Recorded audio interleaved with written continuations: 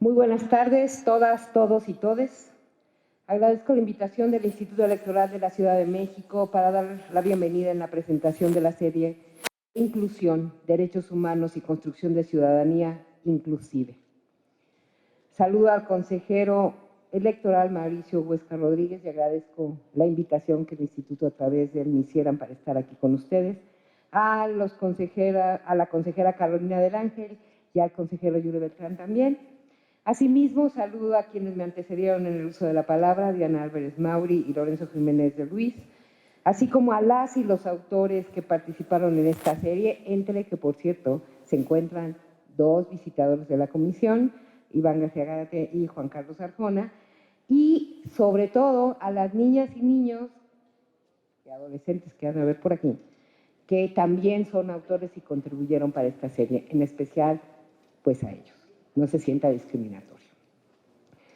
La serie se da en el marco del 20º aniversario del Instituto Electoral Local, razón suficiente para celebrar, a lo que se añade la pertinencia de desagregar las perspectivas de construcción de ciudadanía provenientes de dirigidas a grupos de atención prioritaria en el ejercicio de sus derechos civiles y políticos principalmente.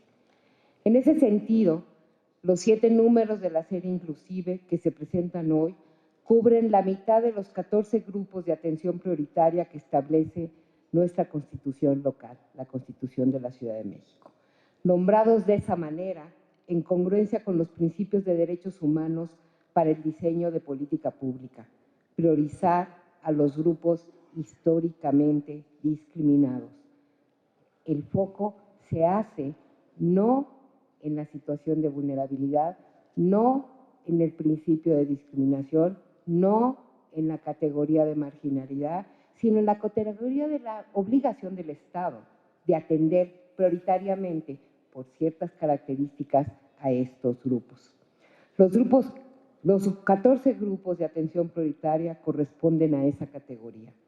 La causa de la discriminación hacia cada uno es diversa, pero corresponden a las categorías llamadas sospechosas y calificadas así en el corpus constitucional mexicano: edad, sexo, género, orientación sexual, identidad de género, adscripción indígena, entre otras.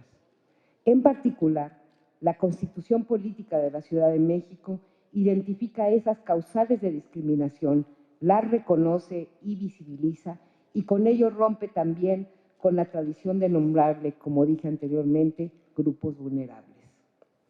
Y es que en ese contexto, la vulnerabilidad no es intrínseca a las personas, sino que las vulnera en un contexto social a partir de estereotipos, estigmas y prejuicios que tienen como resultado la lesión negativa u obstaculización de un derecho. Sin embargo, como se ha comentado, la cuestión no se limita únicamente a la discriminación, sino a la integridad diversa en su multiculturalismo, multilingüismo, entre otras diversidades.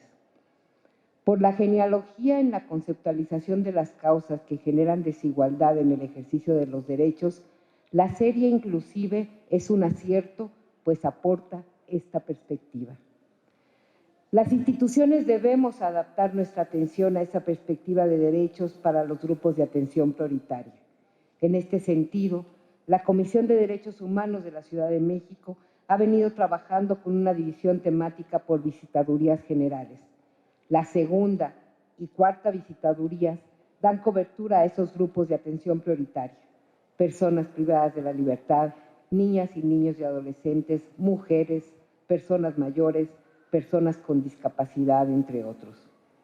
Por esa razón, es de celebrarse la presentación de los 7 primeros libros que están dedicados a personas migrantes y sujetas de protección internacional, personas LGBTTIQAP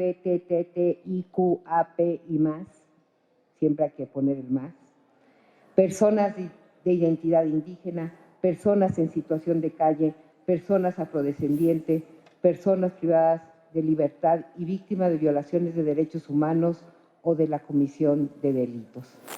Las y los autores abordan a su vez distintos procesos de ejercicios de derechos y construcción de ciudadanía desde la perspectiva interseccional.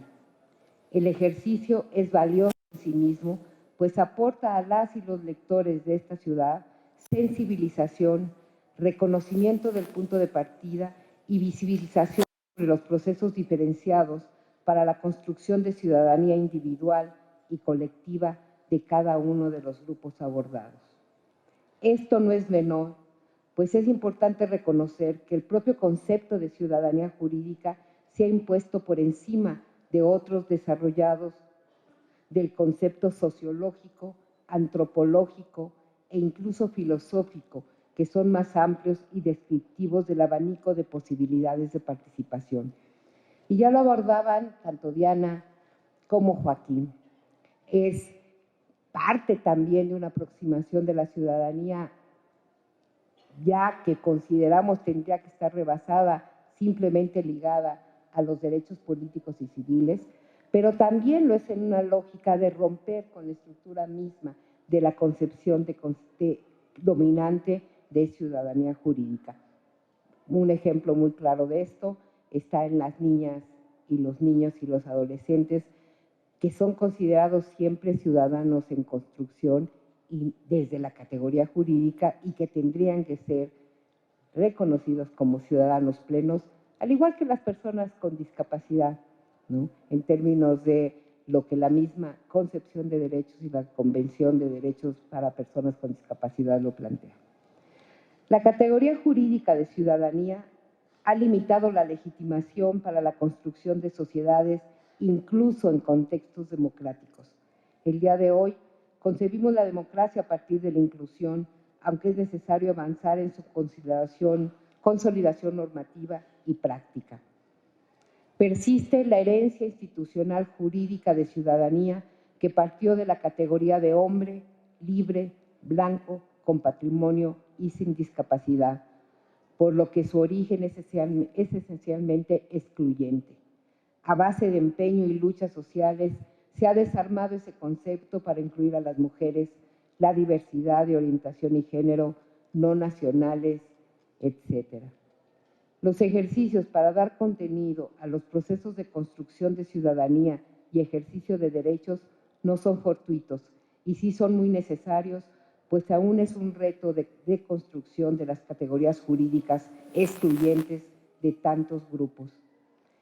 ¿Quién puede contratar, tener patrimonio, votar, participar en debates de interés público? ¿Quiénes no pueden hacerlo? ¿Existe justificación razonable para ello? Todas las anteriores son preguntas que es necesario plantearnos desde la lógica normativa, reglamentaria y práctica.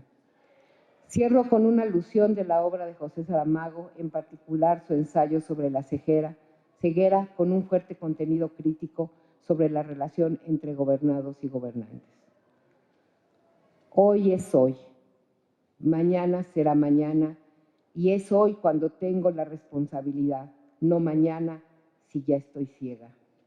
¿Responsabilidad de qué? La responsabilidad de tener ojos cuando otros lo han perdido. No podemos ser ciegos frente a la necesidad de observar las desigualdades en el ejercicio de los derechos que permiten la representación de las voces individuales y colectivas que han constituido la sociedad, que construyen ciudadanía, y por eso enhorabuena inclusive y enhorabuena los trabajos del Instituto Electoral de esta Ciudad de México. Felicidades.